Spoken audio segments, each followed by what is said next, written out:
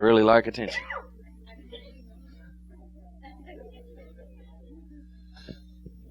All right.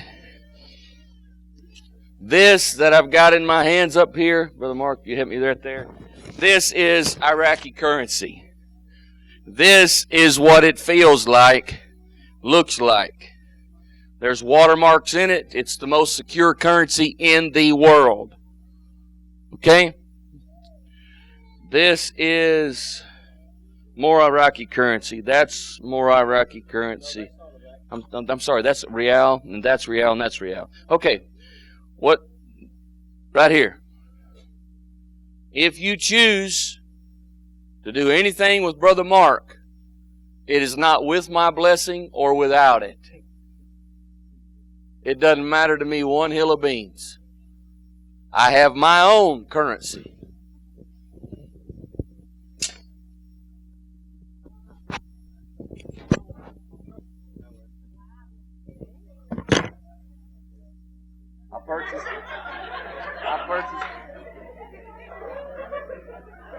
I purchased my currency a long time ago.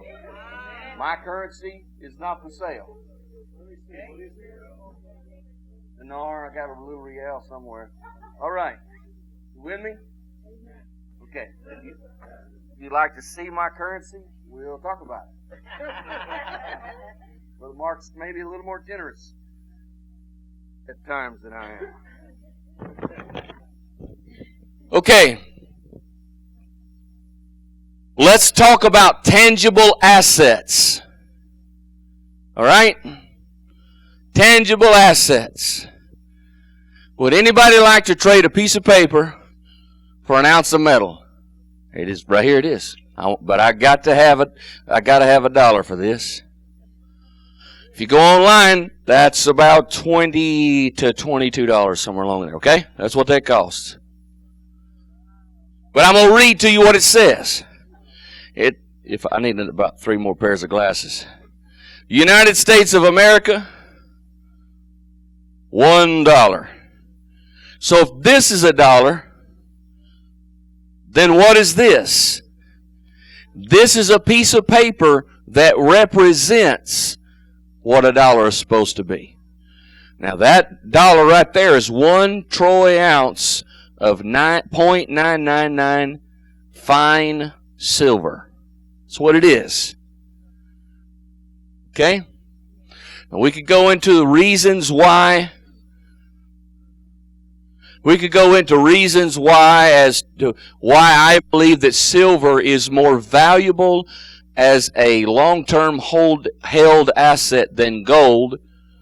I've got tons of things that I've written about. I've got tons of things that I have read and resourced from Bixweir and from Bill Steele and Federal Reserve, the Boston Federal Reserve Bank, from the Washington, D.C. Federal Reserve Bank, from Dallas Federal Reserve Bank, from the atomic, when we had the atomic boom and developed the atomic bomb in the 40s and used up all kinds of silver.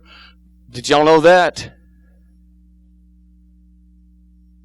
It took lots of silver, like hundreds of thousands of pounds of silver, to create atomic bombs for what we did.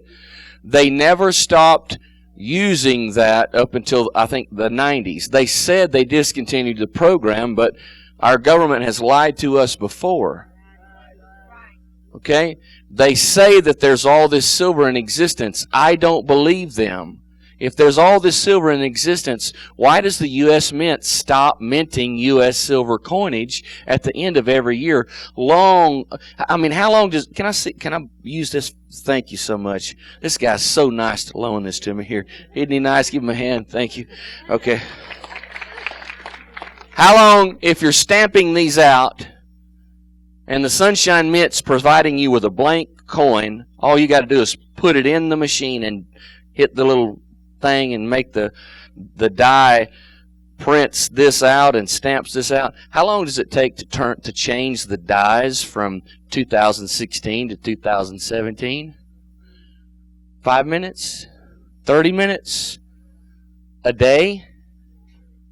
A week? 2 weeks? 4 weeks? 2 months? They stopped making these coins 2 months before the end of 2016. There's got to be a reason why they can't continue making it, and I'll tell you why. I believe that there's a true shortage of silver, and I believe there is a surplus of gold. Just like I believe that there's a surplus of diamonds.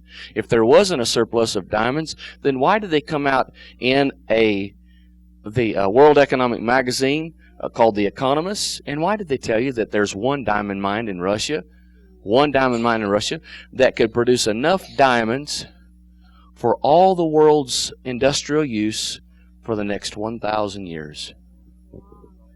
That's one diamond mine in Russia for the world's entire industrial use for the next 1,000 years.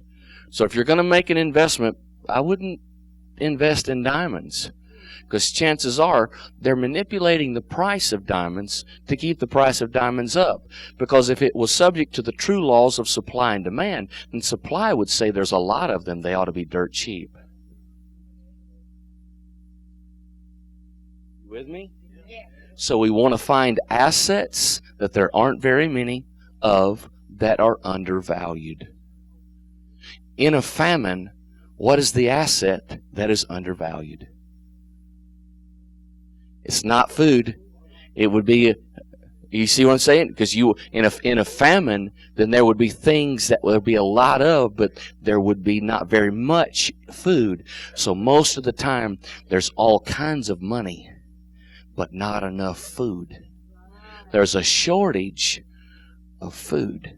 There's a surplus of money. Right?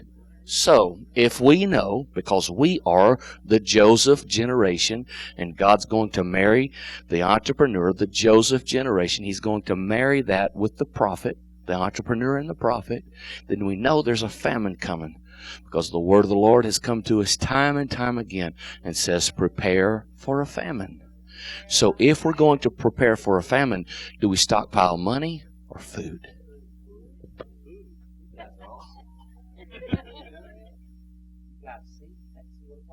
The next thing, what else do? You stockpile the ability to create more food. And you stockpile the ability to hold those assets over time. You don't find Pharaoh and Joseph getting together and saying, look, we're going to get all of our money together and we're just going to keep hoarding our money. We know there's a famine coming, but we're going to be able to buy all our food. No, he recognizes a situation, a specific time in history, and he says there's a famine coming. And Joseph, because God talks to you, we want to know what God's telling you, not just today, but we want to know what God's speaking to you in your mind for the next 14 years. Because you got 7 good years and 7 bad ones. So I don't need to just hear from a prophet of God one time. I need to hear from God continually until the famine is over. You with me? So we make wise decisions and we find assets. The next thing, in a famine, land is going to be dirt cheap. Because no one can farm.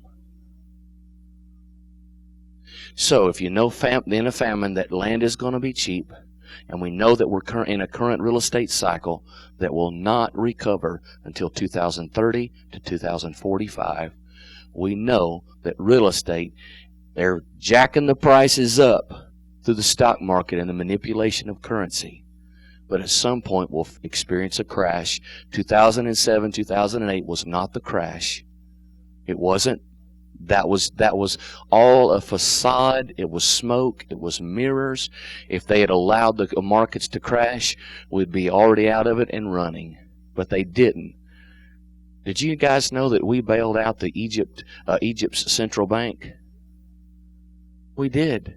We sent them hundreds of millions of U.S. dollars, bought their central bank, and then we caused the what do they call it? The uprising. What was it they used? The terms that they used. The Arab Spring. We bought their central bank through a currency swap. We caused their Arab Spring. We collapsed their government. We took out Muammar Gaddafi in the process. Now we own their central bank. I say we, not us. The bankers that have controlled our government for years. But knowing this, that they know it's not going to last forever, what are they preparing to do? They're doing exactly what I'm telling you to do. If you're going to buy land in a famine, you've got to be able to pay the taxes to the Babylonian rulers in the system until Babylon collapses. So you must have enough either currency or assets to trade for currency, or food to trade for currency to pay taxes on land. Okay? I preached this morning, God told Abraham He would give everywhere his soul, everywhere that his feet touched, He would give it to him. Did He not? Okay? I've walked pieces of property with pastors, and God would give the land to the pastor. I'm telling you, dirt cheap. Yeah, he'd just get it for pennies on the dollar. You can do the same. You're a child of the King. You're sons of God. So whatever the promises of Abraham were and are, they are yours. The thing about it is, they've always been yours. We just haven't known how to walk them out. Okay.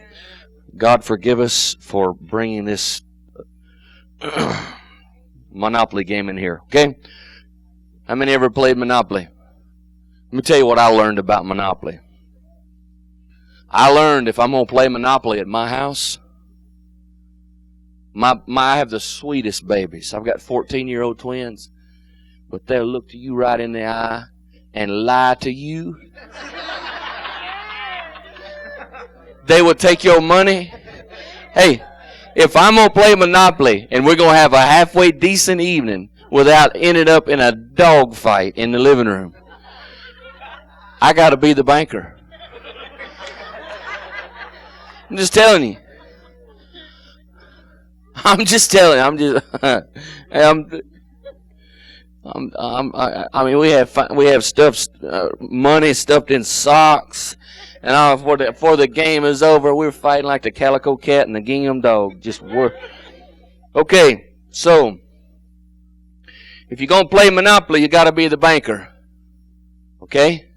If you're gonna play this game, or if you are going to be a servant of the Most High God, you have to be your own banker.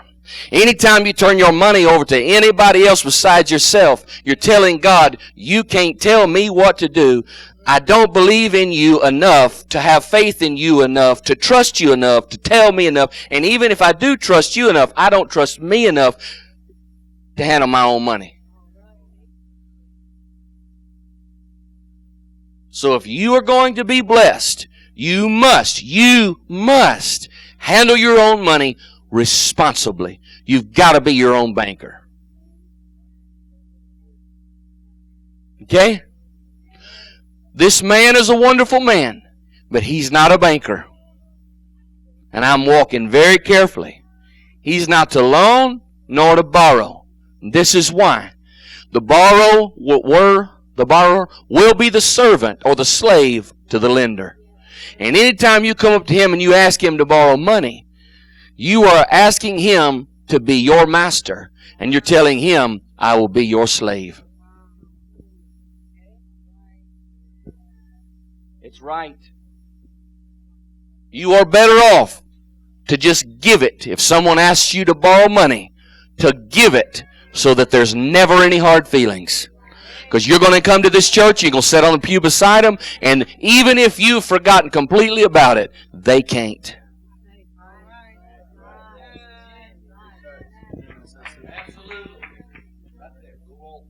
No, it doesn't take long.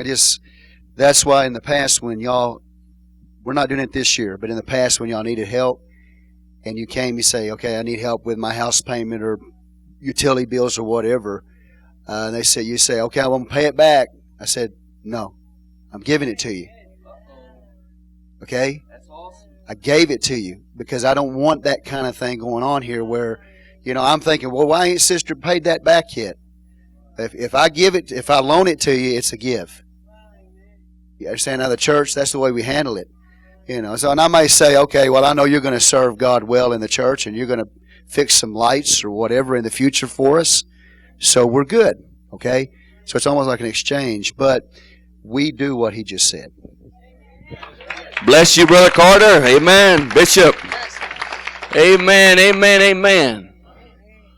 I'm just telling you straight. I don't want to make a slave out of anyone at all.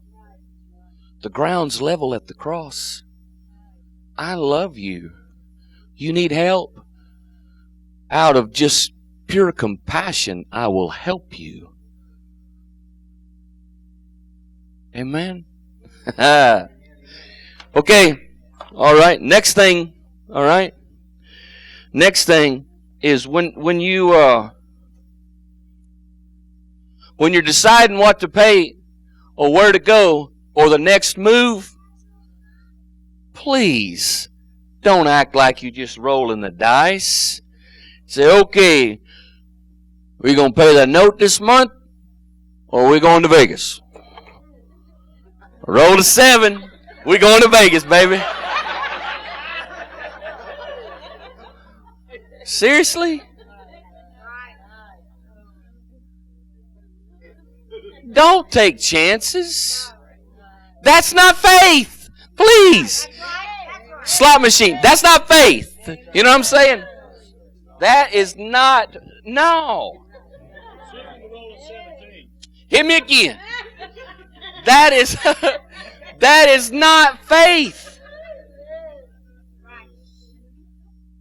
As a matter of fact, that is evil. And this is why it's evil. It's because you don't believe God to bless you. You're playing games of chance with what He has already blessed you with. You don't believe in His ability to multiply what you have through faith. You don't trust Him in His sovereignty. Even in your trial, knowing, hey, I got to pay this note this month, but hey, look what God has done. Amen.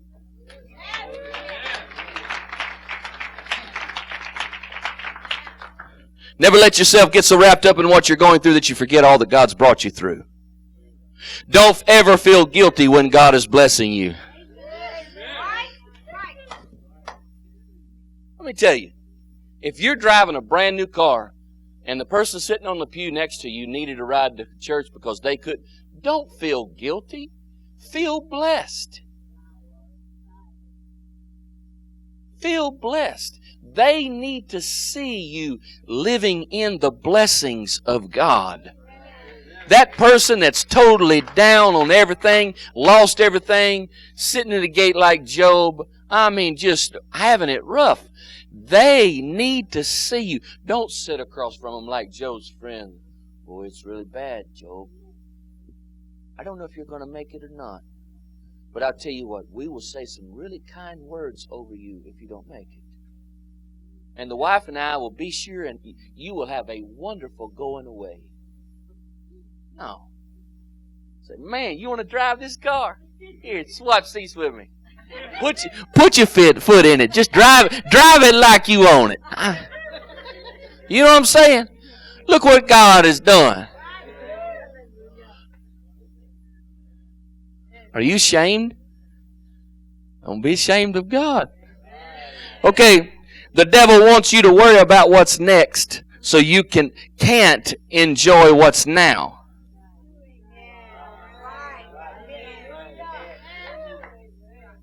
The blessed person's always worried about what's coming around the corner. They're afraid they're going to lose it all. The person that's not blessed is worried that it's not going to come around the corner and they ain't never going to be blessed. Both of them worried to death.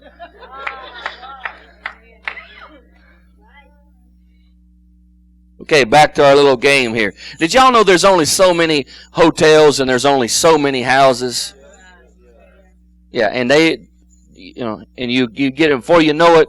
Your kids have got the railroads and the utilities tied up, and you getting hit with luxury tax every time you come around.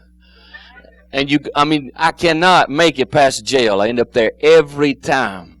You know what I'm saying? Okay. What is this? No, it's not $1. It may be paper, but it's not a dollar. We just went through this.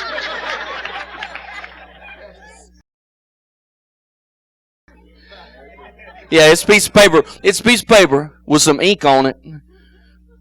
You see what I'm saying? Okay.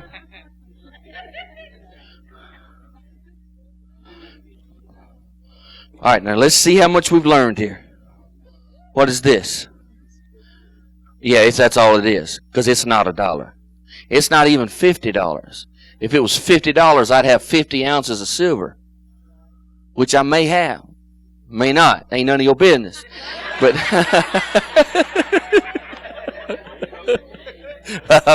I'm just clowning. Okay, here we go. This piece of paper with ink on it. That is all it is. Okay? There's another 50 there. There's 100 there. Some other stuff on there. But all it is numbers. These are not true assets. Okay? These aren't assets. If they were assets, then you could take them literally at its base value, break it down, and there would be something left of pure base value. If you got an automobile, you have an asset. It may not be worth much after it goes through the crusher. It's $300-400 after they chip it up. Right? But there's a base asset. Now that asset increases in value because of its function. Okay? That automobile, because it functions and gets you from point A to point B, it's great. If it's got air conditioning, it's even better. If it's got CD and a backup camera, good Lord, we riding in style. Give me some 22s and man. You see what I'm saying? It has increased in its function. Step up. Got me a Learjet. Step down. I got me a bicycle. But all of it, the asset has a function. Now this 1 ounce of silver that we've had, and that has a base core value. Right now, 1 ounce of silver is about $18.50, $19, something like that. For them to mint it, for them to do, you're going to pay about 21 or 22. One problem. Because of the London Interbank operational rate system that artificially suppresses the price of silver, at some point, when they allow silver to trade without artificial manipulation, silver is going to go through the roof. Say, will it happen today? Nope, won't happen. The markets aren't even open today. But let me give you this for instance. Like I was talking to Brother Mark about this the other day. I'm going to walk over here so y'all have to turn your head so you can stay awake, okay? All right, everybody look over here now. That's why they do that. They walk over here, and they walk... No. Okay. All right. Every day, 275 million ounces of silver is traded on the COMEX. In 2016, all of 2016, only 875 million ounces were mined. That means every 3 days,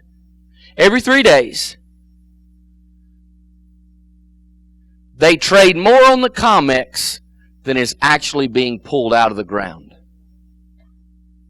That lets us know there's tremendous artificial manipulation. The next thing is every time the price of silver goes up, magically they sell into the market hundreds of thousands of ounces of silver into the marketplace on fake paper contracts of silver, which means they did not mine anything. They simply created fake silver out of the air, just wrote it down and said, okay, we're going to sell this into the market. How long have they been doing that? Since 1974. So they've been manipulating the market. Now,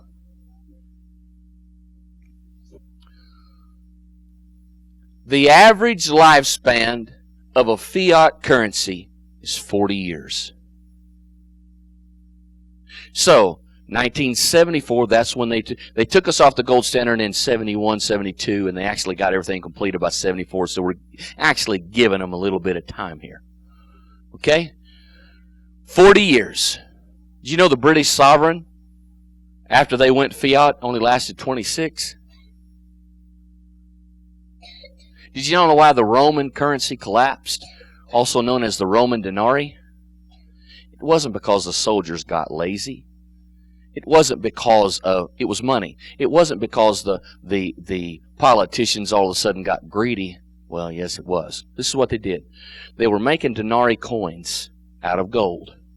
They started out at the beginning of the Roman Empire. Those denarii coins were 100% gold. And the way that they manipulated their market is they began to melt copper and gold together. And they diluted their currency. And people got to where they didn't trust the Roman coinage anymore.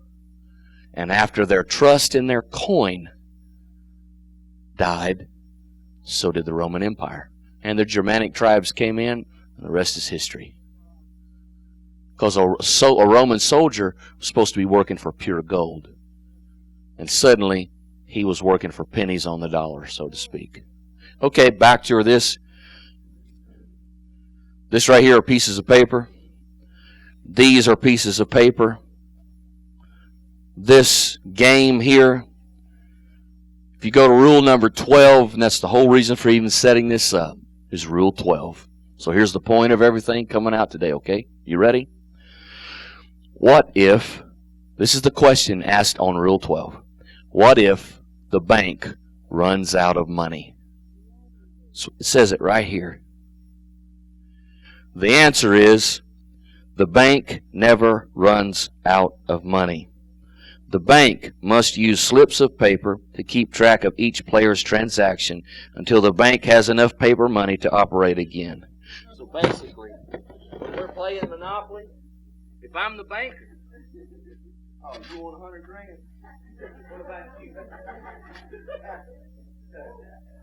200. Oh.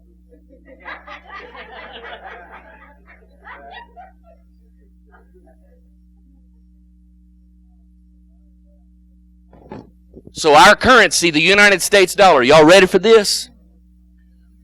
We are printing trillions and trillions and trillions of dollars. Oh, you need some more money for your government agency? Okay, baby, I like purple. I'm going to give you 2. There you go. Don't spend it all in one place.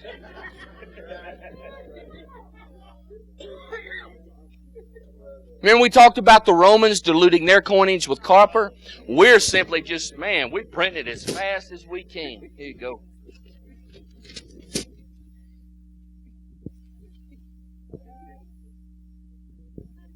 Now they're printing stuff, and those on that stuff that they're printing, it reads Federal Reserve Note. See right there? That means this is a debt instrument, right? That means to pay off this debt instrument that was printed by the banks, we have to have them print some more money, but not money, debt. So we pay off the debt with more debt. You still with me? And so basically, our system cannot last forever because we're having them print us more debt instruments to pay off debt instruments that they already printed that we paid for debt instruments with. And so before not long, we're not going to be giving away pieces of paper. We're going to say, okay, how much did you need to pay your notes off? Here you go. And how much did you need to pay your notes off? Here you go. But one problem. We just put all of this debt instruments back into circulation. And so it's literally, we will never pay our United States debt off as long as we borrow the money from the banks to pay it with.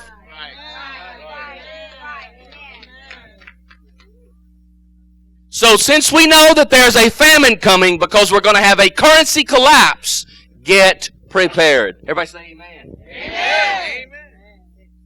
Say, will it happen this year? I don't know. It doesn't matter because I'm prepared. But if you're not prepared, it probably matters. You with me? Rule 12. The bank runs out of money, they just print more money. What happens if you run out of more money? You better get you a second job delivering pizzas. Because if they catch you printing more money,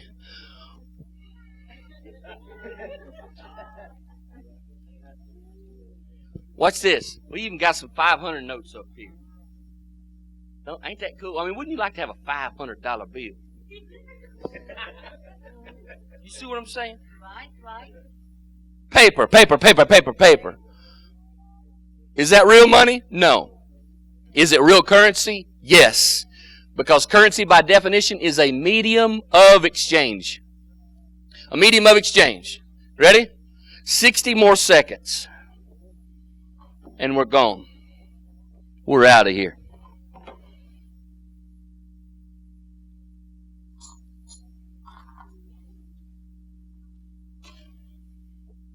My wife paid for this for me. We got it yesterday. When was it, baby?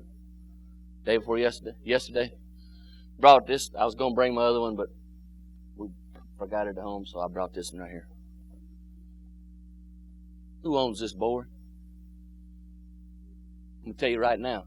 If you're going to play my game on my Monopoly board, I'm going to be the banker. You can do one. I set y'all up. You can do one of two things. You can play their game on their board, and they will be your banker, and they'll take you to the cleaners because their money will be, their socks be stuffed full, and every time you think you got it paid off, they'll say, "No, we forgot right here. You remember whenever you didn't make that on time, and you paid it at 5:01? It was due at 5:00. Well, there's some penalties and interest, so you're gonna have to make 3 more payments. And if you would bring the birth certificates of your last 3 children down here for us to hold as collateral."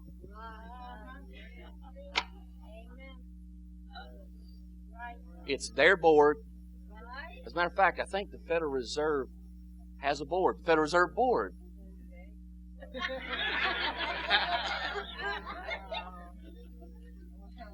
It's their board. It's their bank. It's their money. The only way to lose is to play the game. Done. Oh, okay. All right. We'll do this. And I'm as serious as I can be. You're not gonna hurt my feelings, okay? I'm done. If you don't want to stay here after Brother Carter gets through, you can truck. We're done, and I'll answer questions. I'm gonna come up here. What we're gonna do is we're gonna play Dear Solomon. We got Solomon in the house. You know what Dear Solomon is? We used to do youth leader stuff, you know. We played Dear Solomon. That means the youth got to ask Solomon questions. He's Solomon today. Okay? So do you have any question, Brother Willhoite's going to ask? What backs this up? Why do you feel like this will be worth something? What is it? What is it? What is it that you're asking? About that paper money and this paper money. Okay, what we're putting this on tape, so what is this he's asking? What is this? This right here is Iranian money.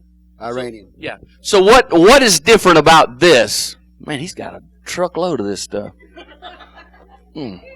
Lord, speak to him. No, for look. He doesn't need an offering. Look what the Lord did. Look what he done did. Look what. Hey, man. I'm telling you. That was almost in the spirit. Almost. Here we go. Lord, forgive me for clowning.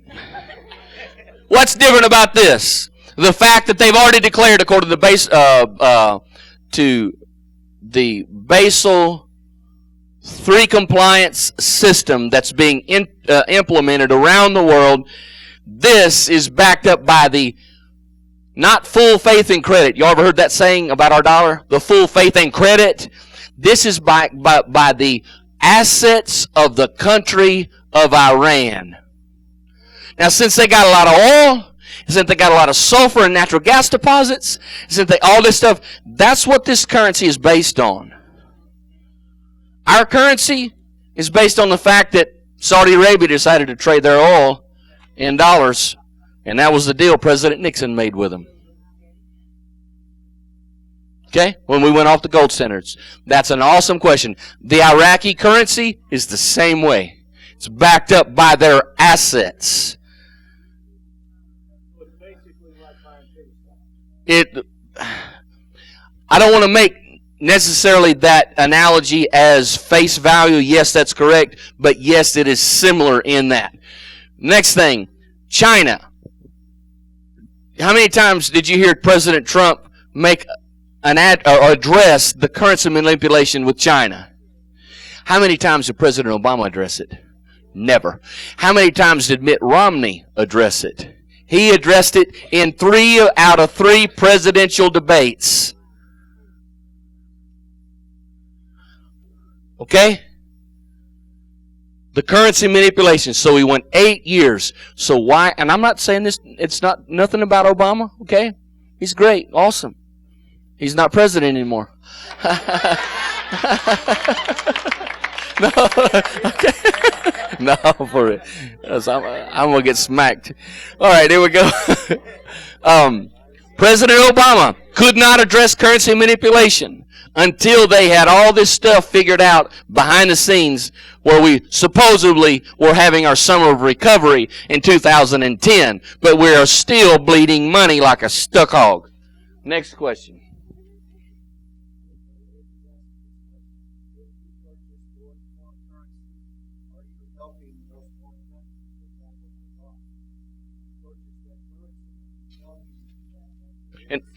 In other words, are you investing in that country by purchasing their currency?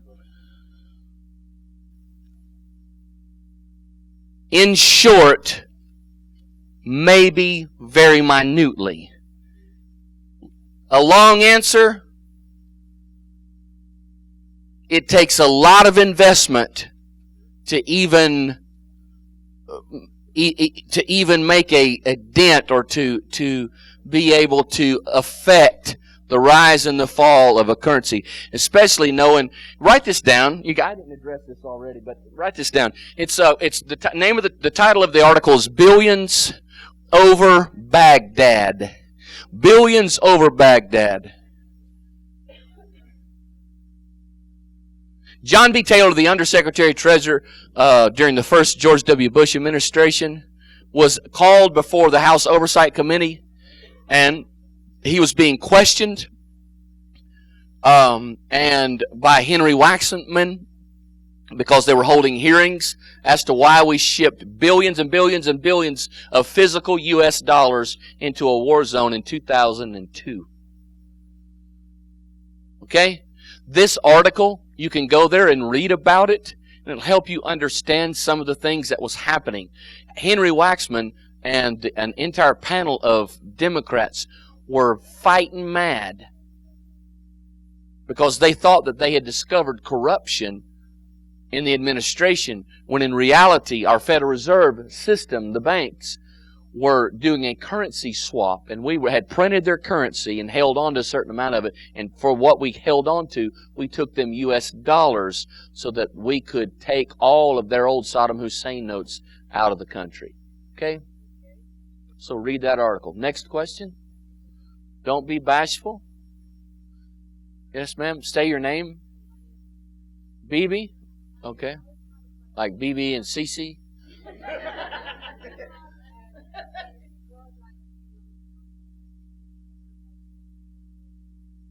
Uh-huh.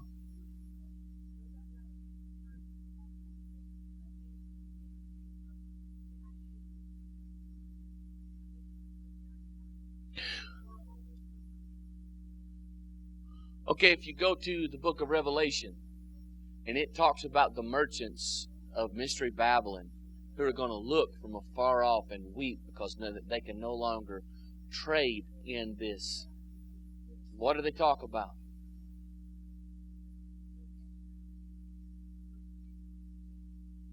Ability to trade. They lose the ability to trade. They lose the ability to trade. Silk, oil, frankincense, gold, myrrh, the souls of men. You know what says that? They can no longer trade in the souls of men. This is what I think. I believe that as long as you have a loaf of bread, you'll be able to trade it for a pound of rice and a pound of beans and a half stick of butter.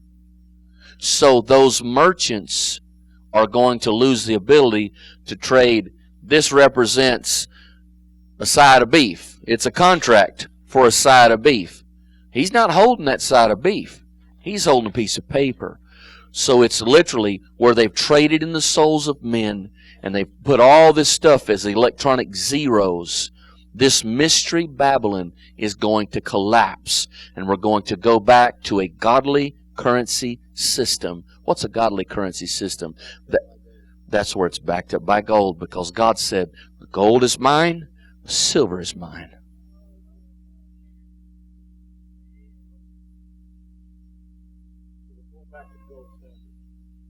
Whether we go back to the gold standard as a nation, or we go as a collective people around the world, go back to a gold standard, we're going to see a godly standard. I didn't talk about equal weights and measures. Maybe we'll do that some other time. I'm going to leave that information with Bishop, and he's welcome to use every bit of it, expound on it, mark out what you don't want him to have, and give him the rest of it. It's yours. Freely you have received, freely give.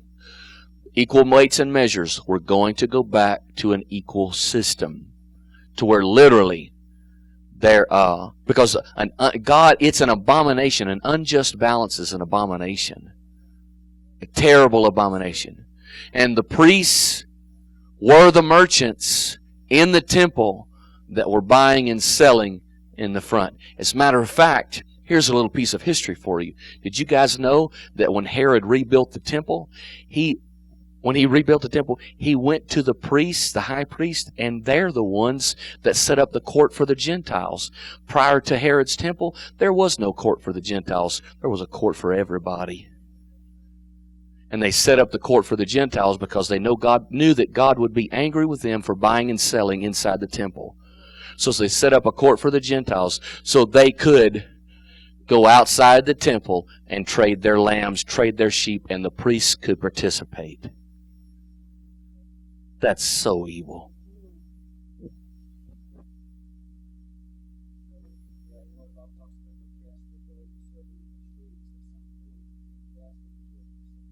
Mm-hmm. So, back to the question she had about this foreign currency, backing up a little bit. If we purchase foreign currency, bills, and then so now we go to the bank, we take the foreign currency, and we're getting our currency, and that's the value, right? And all you're doing is taking notes and turning them back into more paper. That's right. So should you take that investment once you convert it over, should you convert the dinar or whatever foreign currency into gold and silver? Into real assets. What is a real asset? It has to have tangible value. So don't take it and just make more paper. That's right. It can be a set of truck tires that have tangible value. Some are worth more than others, but they have tangible, real value.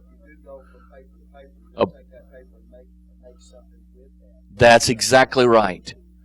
You're not going to set on the blessings of God. That's not right.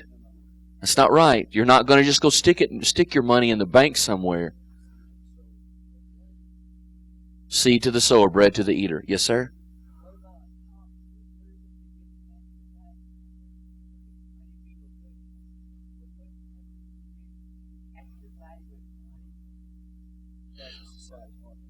Okay, a cashless society will be similar to what I talked about the tequila hangover. Did I discuss that?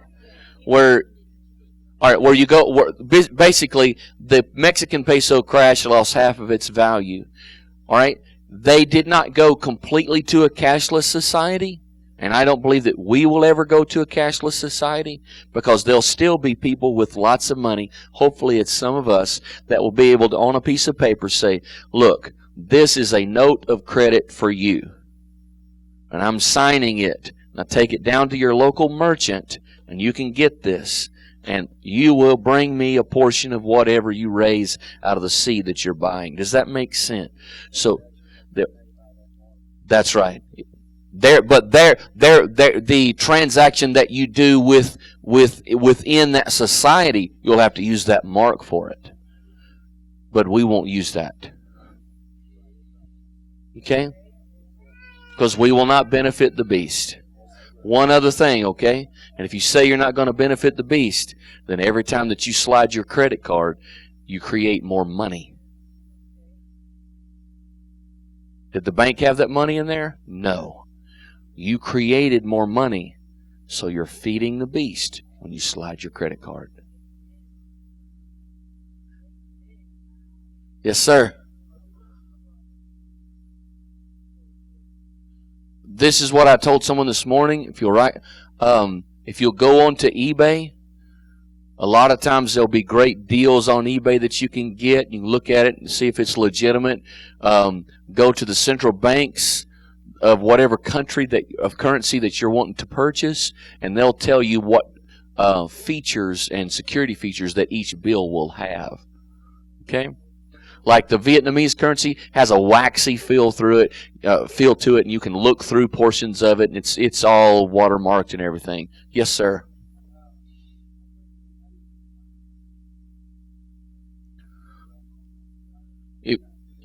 Bring it up here, and I'll tell you if it's real or not. I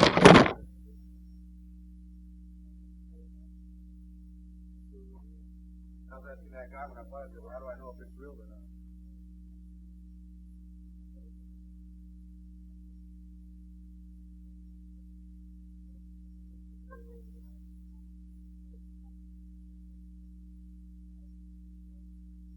You can do an acid test. This is a quick way to do it. I can tell it's real already. Hold it on your finger like that. Hear that ring? For it to make that ring, it does. I've got coins down there that are not silver, but basically.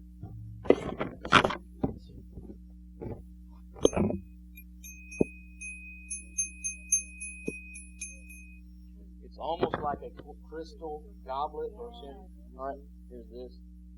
This does it even better because the round surface produces the resonant.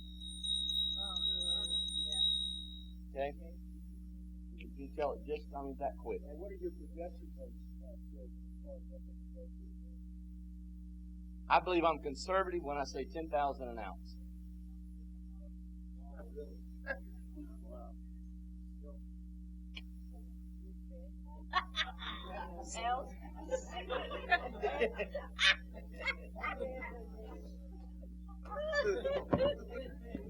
I'll say it again. I believe I'm conservative. He asked what it would go to. I believe I'm conservative when I say it could go to 10,000 an ounce. Watch this. If you'd like to just get off like in crazy prophetic Never Never Land and fly around with Peter Pan a little bit. Okay. The Bible says that the arms of silver would overtake the head of gold. I believe it's speaking directly to our time and lets us know. Remember, that's the Babylonian image. When it collapses and crashes, and the stone kingdom, the stone that rolls out of and smashes the feet of the beast, and the whole thing, the image, and it crumbles. When that happens, the arms of silver will overtake the head of gold. Just something to consider. Next question. Yes, sir.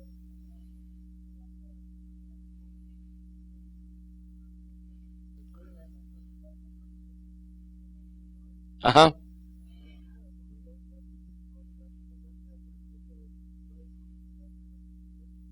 If you'd like to purchase and you'd like a reputable website, speak to Brother Mark. I feel like it's a conflict of interest for me to say anything about purchasing it. I gave you eBay because that is a universal place where everybody competes fairly. Does that make sense? Okay. Okay? So just trying to Just trying to, and I'm not avoiding your question. I don't want to make a recommendation because it's not right, I think, for me to recommend, yeah, go buy this, because then there's always a question. Well, does he know Frank over at... Is he sending him a little bit every time Frank sells me something? No, go.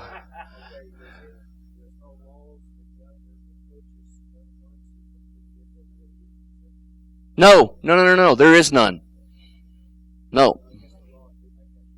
As a matter of fact, when you trade your currency, when you cash your or exchange your currency, it's still a major point of contention in upper echelon political circles as to how much tax you owe. There are those that say because it's not dollar denominated, you don't owe a dime. So before you let somebody con you into paying a bunch of taxes on it, I'm not telling you not to, I'm just telling you to be careful. Okay? Don't give the government more than what you have to. This church needs it. And if the bishop says he don't need it, I'll give you my address. Yes, sir. A lot of people buy the lower denominations. Yes, their lower denominations are important. Here's why. Because you don't want to cash... All right. This is... Again, if you want to go home, you're not going to hurt my feelings any. Because if you all go home, I just go to the hotel and take a nap. But... This is a 25,000 dinar note. Okay? If the Iraqi dinar exchange is a taxable event, you do not want to go exchange 25,000 dinar note because everything over $10,000 with the IRS is reported. Right? Right? So, Brother Mark, where's some money? You got some lower denoms?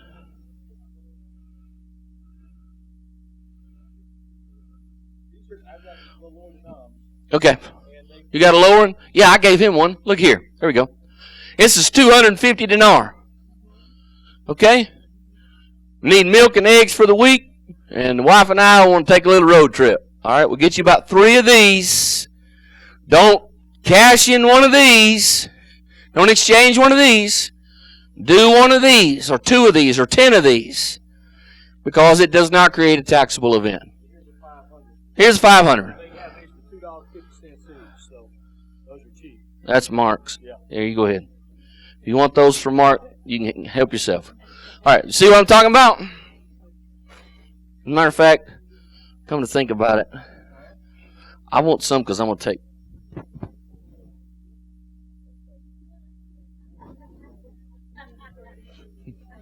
Next question. I'll explain what I just did. I've got a friend of mine who is a father in ministry.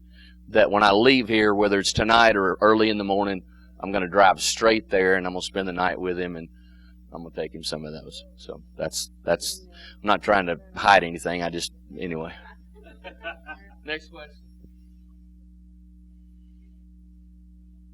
Come on, another question.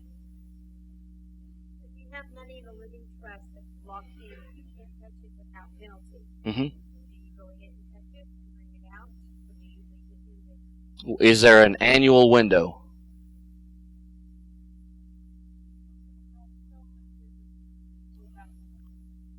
Then do not draw more than what it would be in penalty. I gave some information to Bishop, and you guys get together and talk about it. And let me tell you why. Because I am not responsible for this house. I can talk out of my head. I can tell you what I think.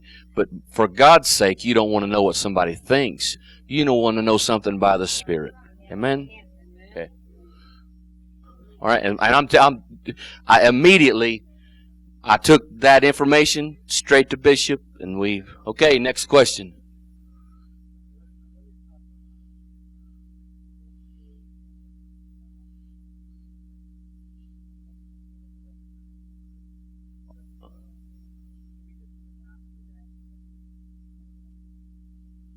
Do you think they can handle your money better than God can tell you?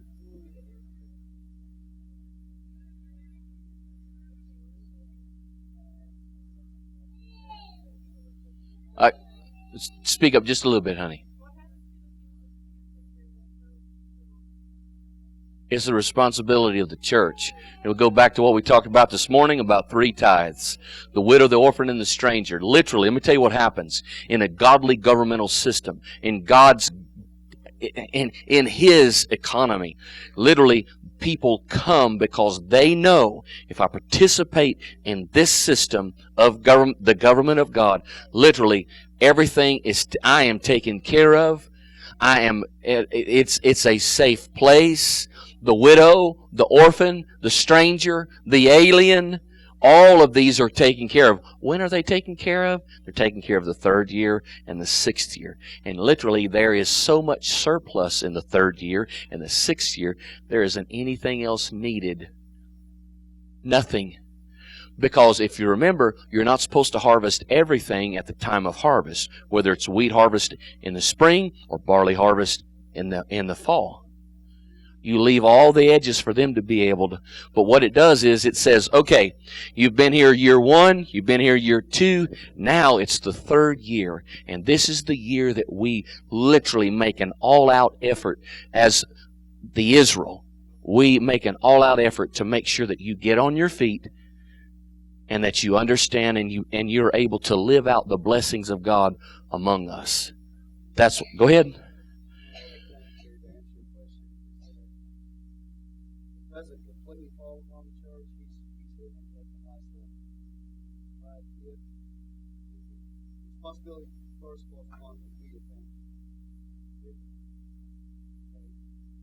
or to take care of the elderly or whatever.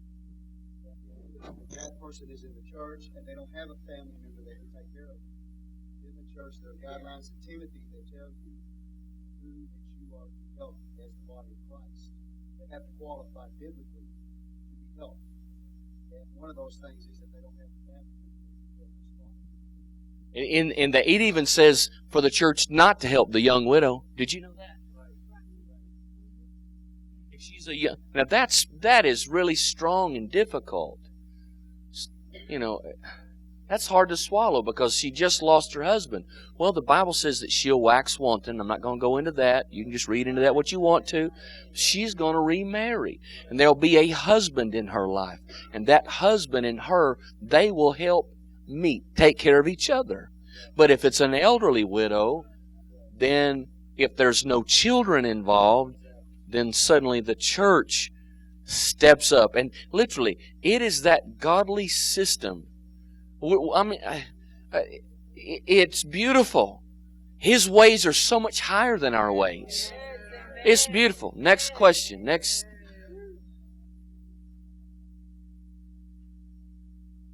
Any more? Speak now or forever hold your peace. Over there. Okay, look. There's a place in Texas. I like supporting local economies called Texas Precious Metals. I've never bought any metal from them. Okay? I have friends who have bought metal from them. They're just a good company. J.M. Bullion out of Pennsylvania. They're great. Brother Mark? Williams Coins. And they're in Houston. So you guys, you know, whatever you choose to do. Okay? The information that they're giving you is extremely important, okay? Because if you purchase it from the wrong person, there was a guy that was on the radio. He's supposed to be a guru in economics. He was on the radio, national radio ministry, okay? And you could purchase gold from him. He was a swindler. Yeah. And I purchased a small amount of gold from him, and I waited about a year and never saw it. I had to get the FBI involved before that man who claimed to be a Christian, and he speaks in conferences all over the nation, has radio ministries, before he would send me the gold. So it's important that you're listening to what they're saying about who to get this stuff from, because you can be ripped off even by so-called Christian ministries. Okay? When I got the FBI, none. I got the FBI involved. They had to make one call, and my gold was there. Okay? So, okay, now let me share this with you. So I went to Quad K, who had a radio program. This guy had a radio program on their station, and I went to them and I said, you better watch out for this guy. Okay? Well, he called me on the telephone. He said, I heard you've been talking bad about me. And I said, well, I just told the people the truth. Though that radio station manager didn't listen to what I said. And that man ended up owing him thousands and thousands of dollars and didn't pay him. That radio station went bankrupt. It went out of business. Now, I don't know if it was just for that one reason, but I'm talking about, I tried to forewarn. So all I'm saying is these people are telling you reputable companies to contact. It's extremely important that you go through tested and proven people, because they will rip you off. Yeah, chances are your brother-in-law is probably not a silver dealer.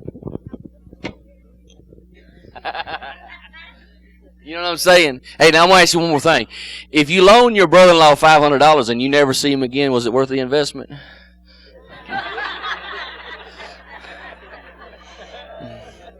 Any more questions? Yes, ma'am. Huh?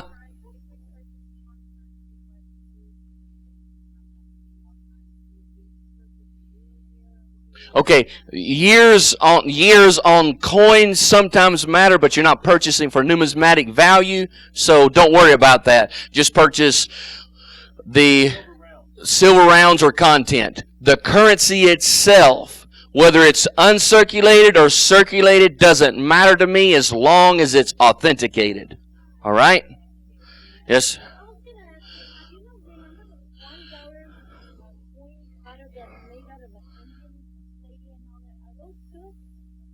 Sacagawea dollars?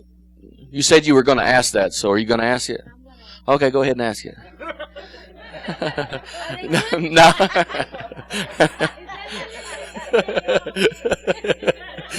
Hey, those Sacagawea dollar coins, they're garbage. Yes, they're cool. We have some. Me and my wife have some because my wife wanted some. But they're not, they're worth $1. Yeah.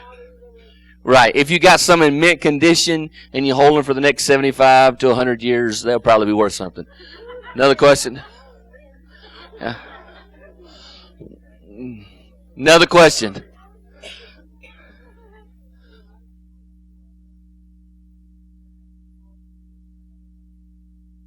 Most of the time, smaller denominations of currency, it costs more for that exchange. But what I've done is I've got a wide range of whatever country's currency that I chose to purchase. I've got a wide range of those bills. Like I've got some 50s, some 250s, some 500s, some thousands, some 5,000s, and some 25,000s of the Iraqi dinar. I've got from 5,000 notes to 25,000 or 250? No, it's 250,000 notes in the Vietnamese currency. So I purchased a wide range. And I purchased some circulated and some uncirculated.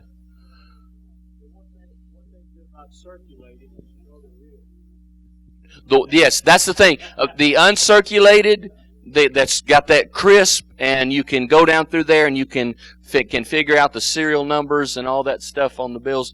That's pretty cool because you know that they're actually real. But after you've looked at a lot of it, you can figure out whether the circulated is. Another question? Do I see something over here? Yes. Yes.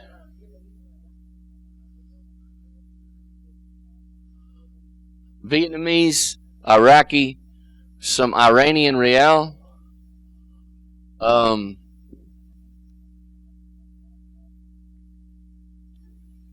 There will be some countries in South America, but they've got to turn their banking system around first.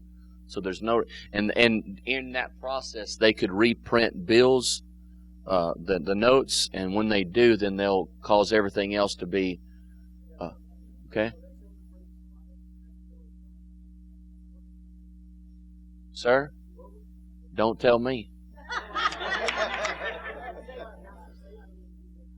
Huh? I don't have a safe. And I don't have a safety deposit box either. You Lowe's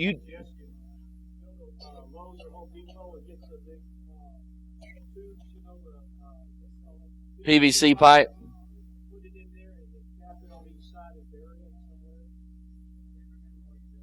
somewhere. Yeah. Hey, and that ain't all. Find somebody you trust and tell them where you buried it. But hey, don't tell me. I don't have a safety deposit box, and I do not have a safe in my home. All right? You do know that the contents of your safety deposit box, according to USC, which is the law of the United States, the contents of your safety deposit box is not yours as long as it's on bank property. So, that means if they ever have trouble at the bank and the bank cannot meet its obligations, it can open up every one of those safety deposit boxes and pay its bills. Would you like a for instance about where that happened? And I'm sure it was on the news. Y'all probably heard of it or saw it on the radio or whatever. John Corzine, the former governor of the state of New Jersey, was the head of a finance company that held on to farmers' money from fall to spring. And the farmers used that money to buy seed with. That company got in trouble. That company spent all of the money and bankrupted hundreds of large farms throughout the Midwest and on the East Coast. And no one was ever prosecuted. John Corzine signed off on all the documents personally. Okay. Are we done? One more question. Are you going to ask it now or in a minute? Okay. Okay. I retired, and they told me that I have to put my money in the bank, not a prayer in the bank. Mhm. Do we have to really do that, or can we say, you know what, give me my money? Let me ask you this. Did you retire from a union? No, it was a Hospital. yeah. They tried to It put de- the union. Okay. All right, it depends on this, okay? Sometimes if like a hospital is self-insured and then they will use all of that pool of money for retirement. But it's just like the Social Security Trust Fund that's in the lockbox that they tell us all about. There's no money in there. So a lot of times the reason they place restrictions on you getting your money is because there's no money in there at all. They're just hoping that they make enough money to stay afloat to pay all the retirees. All that time they took my money out. Yeah, they spent that. They spent it.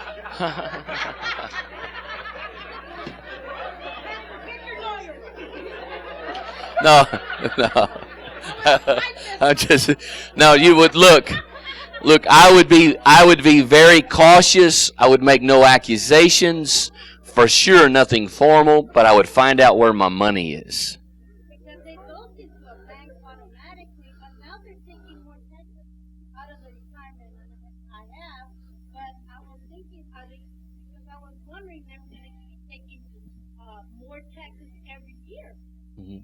You know, and by the time Find out where your money is. Find out where your money is. I have to call You have to ask this is what you have to ask. Huh? You have to look, you have to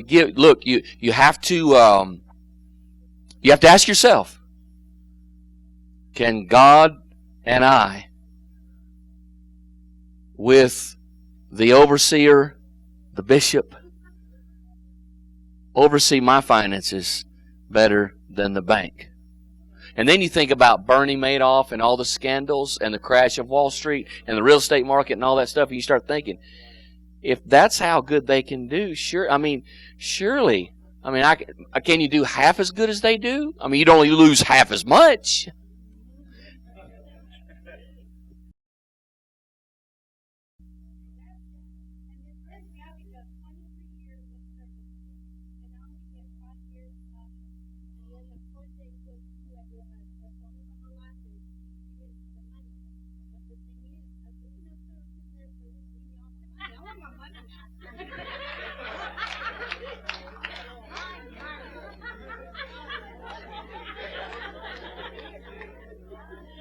Hey, watch this.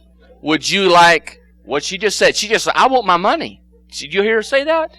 Would you like scripture to back up what she just said? Right? I mean, don't we use this as our GPS and compass and roadmap? The Bible says a workman is worthy of his hire. If you agree to pay him, I don't care if you go broke, bankrupt. I don't care if you live in the street and ride a bicycle. You pay him what you agreed to pay him. A workman is worthy of his hire. If you shook your hand, if you made the deal, you pay him. With that said, they can get in serious trouble with God if they choose not to pay. There are more than one bankrupt company because they did not pay their workers. Mr. Raul, is that Raul?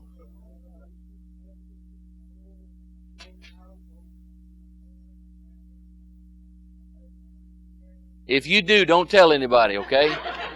Yeah, but yes, I agree. I'm with you. Yes, sir. Yeah. Hey, I've heard, if you're going to shop, I've heard you can get some great deals if you shop at night after everything's closed.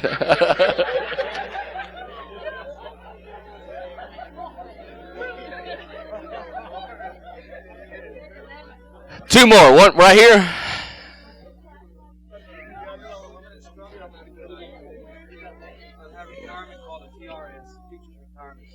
Okay.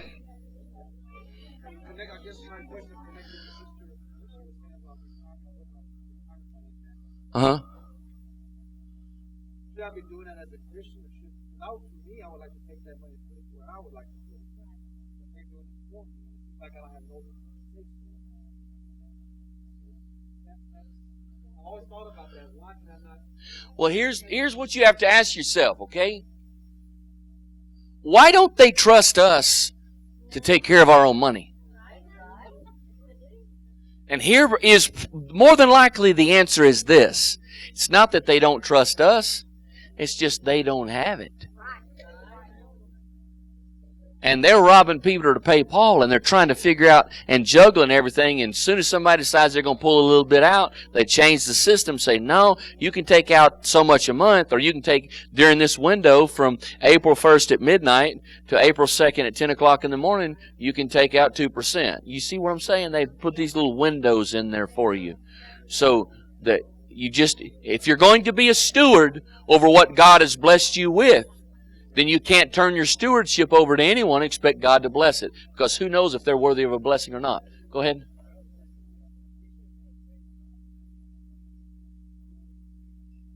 We've got enough to pay our bills for a month in the bank. Does that answer your question?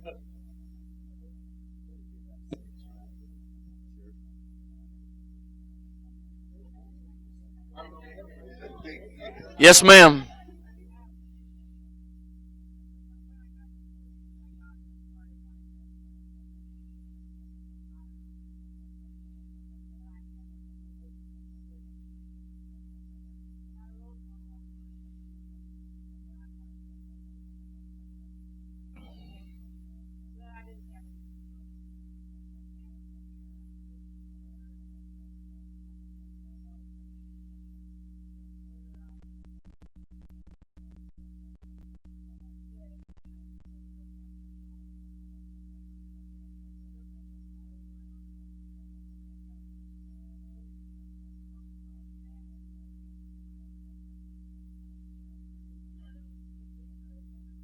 A self-directed IRA is not self-directed. If it was self-directed, then you could do what you wanted to with your money.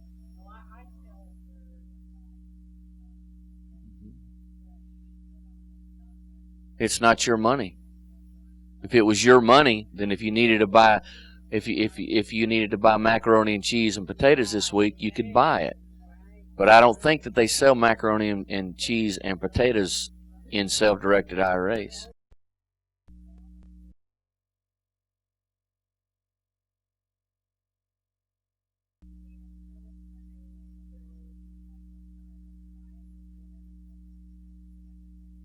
Well, this is the thing.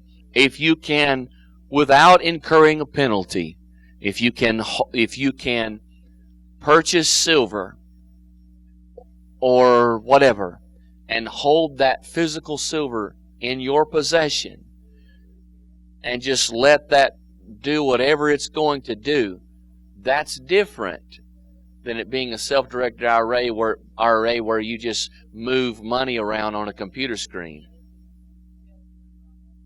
That's right. Okay, I think we're on the same page. Are we done? Is there any more? Okay.